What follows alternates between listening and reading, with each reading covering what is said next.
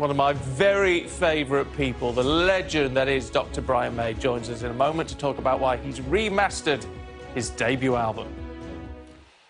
Now, I remember being at the Freddie Mercury tribute concert on April the 20th, 1992, when Brian May performed Too Much Love Will Kill You. Beautiful, very moving track. And then it appeared on his album, Back to the Light, his first solo album, which was launched just a few months later. Phenomenal, absolutely phenomenal. Anyway, he's nearly 30 years on. Brian has remastered that album and has created a new music video to celebrate the release, which is being revealed this afternoon. But Brian has made a very special sneak peek just for you. Let's have a look.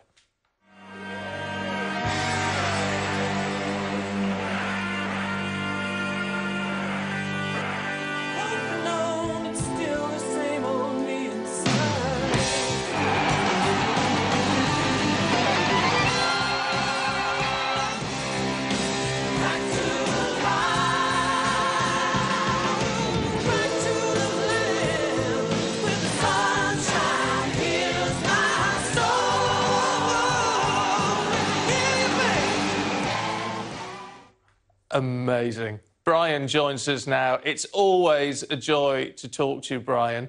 Why have you decided to remaster this fantastic album?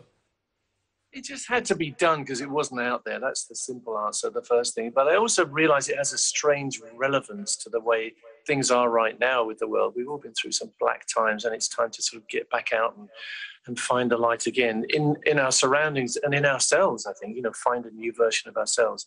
But this album was born at a time when I was very dark and in a very difficult place and could not see the light. So that's when I started writing this particular track, Back to the Light. And I remember thinking, I don't know if I'm ever going to see the light. I don't think it's possible.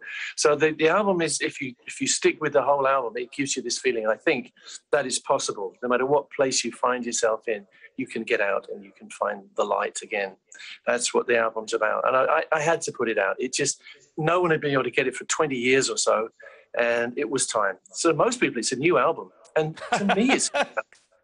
I tell you what, Brian, when my producers rang me last night and said, it's a 30-year-old album, I was like, it can't be 30 years old. It can't be, because I remember buying it. I've got it in my cupboard at home. Where did that time go? It's incredible. The funny thing is, there's a line in Back to the Light which says, it's still the same old me inside. It's the way I feel. I don't feel like anything changed inside me. Life changed, situations changed, but basically, you're the same person, aren't you? That's the way it goes, which is good, I guess. Or else it means I never grew up. I don't know.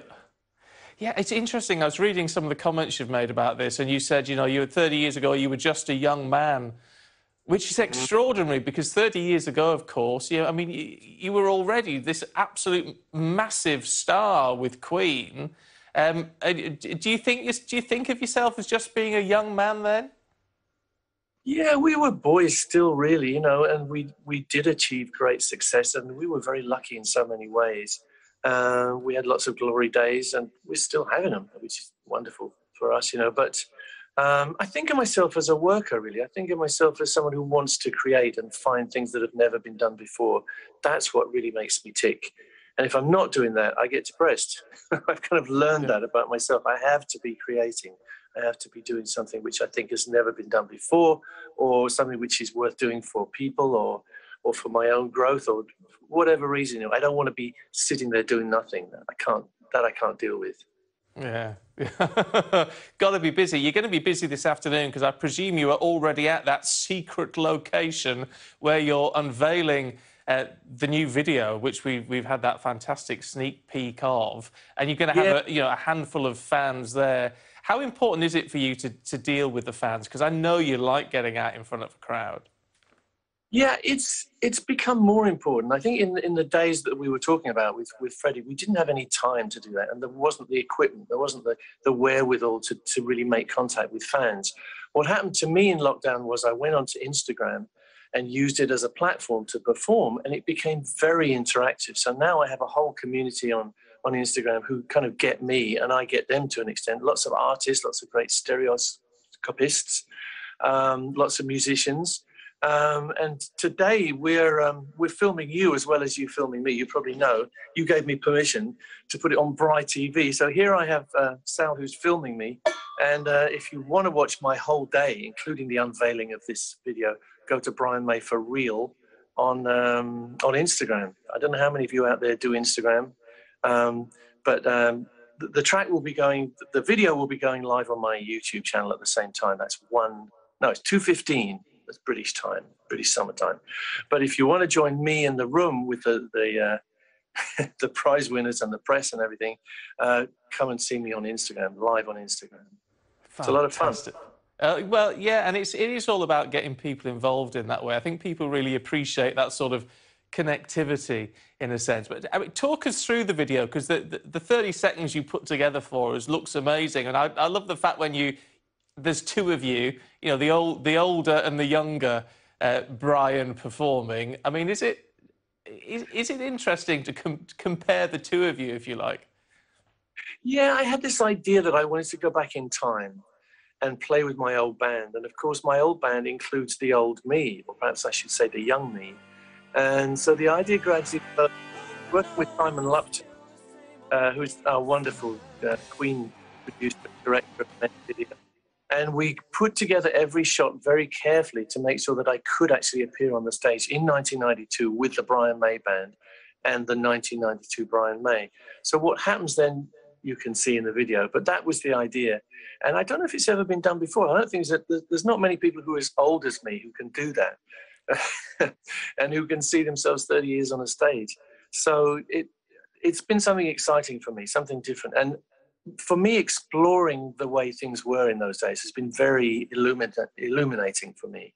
I feel that it's given me an insight into what I am and perhaps what I need to still be. So these shots, you can imagine, it looks kind of easy, but it took a while to figure all this out. There's my wonderful band. I'm hoping to get together with them soon as well and have at least a Zoom chat with us all together. Maybe get us all in the same room, I don't know. But there's the wonderful Cozy Powell is there playing drums. Oh, yeah. Sadly missed by us all. And he was a driving force for me for this album. And I've dedicated the reissue to Cozy, one of the world's greatest drummers ever, without a doubt. Talking of drummers, have you got anything more lined up with Roger coming up? Well, we have a tour. Yeah. Starting next May, we'll be resuming the tour, which we had to cancel or postpone 2 years ago. We'd already done Korea and Japan and Australia. We did the live, the Firefight concert in Sydney, and then came back to Britain, which was locking down. I actually locked down way before Boris because I figured it out. But I've been locked down almost ever since because it's the way it has to be. We all have to be behaving differently these days. But it was very tough to come back off tour to that kind of restrictive situation. We will be resuming, this May. We're going back out. Fingers crossed it'll all happen and nothing will get in the way. But we'll be doing 10 nights in the O2 in London. Fingers crossed again, as I say, and all around Europe. And after that, I don't know. But it'll be great to get us back out there. For me, I think if we're spared and if the world is spared, I can't wait. I just can't wait to be back out there doing it again. We can't wait to see you either. You know I'm a huge fan of your work and everything that Queen has done over the years. So as always, Brian, it's a joy to talk to you. Thank you. You too, Steve. Thank you very much. Thanks for having me. Pleasure. Pleasure.